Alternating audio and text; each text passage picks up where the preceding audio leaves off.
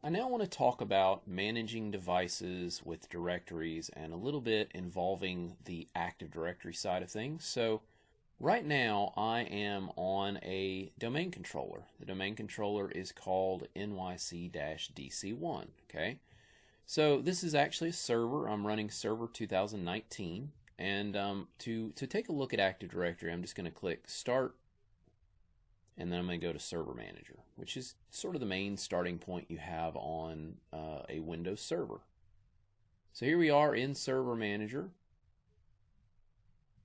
And Server Manager always takes a moment to load. You'll see a little bar moving across the screen. Before you start trying to use Server Manager, you always want to wait on that to finish.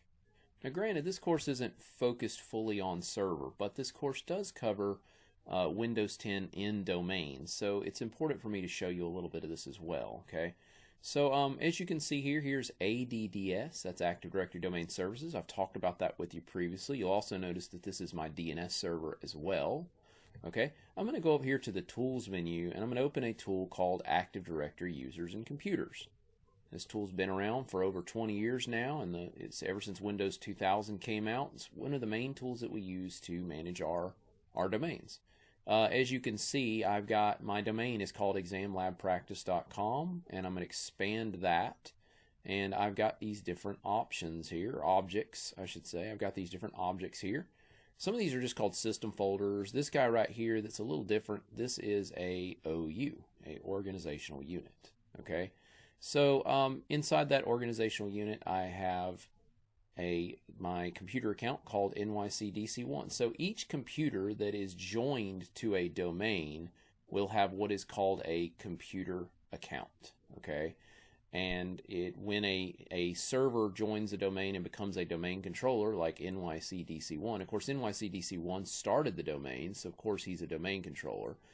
His computer account, it shows up right here. Okay, now other computers, when they join the domain, they actually will show up in this container right here. All right, by default. As you can see, I have my client. This is a Windows 10 client called NYC-CL1. Okay, and if I wanted to, I could create other OUs. OUs are little like folders that can contain objects and allow you to manage those objects. So if I right-click that domain, I can actually have it create what is called an organizational unit. Let's say I wanted to create one called New York. All right, maybe I'm going to base my organizational units on different locations. So maybe I've got New York, and then maybe I've got another OU called Atlanta, and maybe another OU that I'm going to create called Chicago. All right. Just a few cities here, and then from there, if I wanted to, I could have sub OUs underneath that. I might have an OU or another OU underneath that called users, and then maybe another OU called computers. All right, this is especially helpful when we start getting into creating group policies, because we can actually attach group policies which are going to apply settings and restrictions on people's computers at these OU levels. So here is NYCCL1. I can just drag and drop him over into the computers container if I want.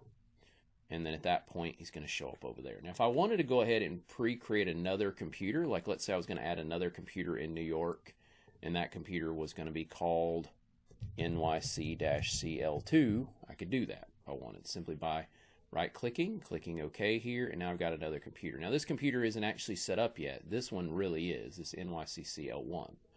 Okay, now here's the other question. How do I actually join a computer to a Microsoft domain? Okay, to show you that, I'm just going to switch over to my Windows 10 computer. Okay, so here we are on the Windows 10 computer, and I am now going to go to Control Panel. So I'm going to type the word Control. I'm going to go to Control Panel, and then I'm going to go to System. Once you get into System, you click Advanced Settings, and then go to Computer Name, and then you'll see this right here. To rename this computer, change it to the domain or work group, click Change. So I could rename the computer if I wanted here, but if I wanted to join the domain, I could. Now, as you can see, it's part of the domain already, but normally it would be, if you just installed a brand new computer that wasn't part of a domain, it would say work group here. which is just a group of peer-to-peer based computers that can't be centrally managed. But then I could switch to domain, put the domain name in there, click OK. It would ask me if I want to join. I would have to have a user account credentials in that domain. At that point, it would let me join the domain, and it would ask to reboot my computer. Okay, so hopefully that gives you a little bit of an understanding of the concept of computer accounts that are managed by the domain, and then of course how you can join a Windows 10 computer to the domain.